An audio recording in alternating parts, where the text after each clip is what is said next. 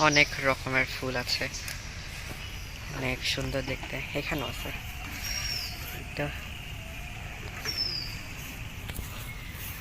এখানে অনেক প্রজাপতিও আছে, ঘুরতেছে। এটা এই যে এটার উপরেও আছে একটা। তো যাই হোক, এখন আমরা এটা দেখি।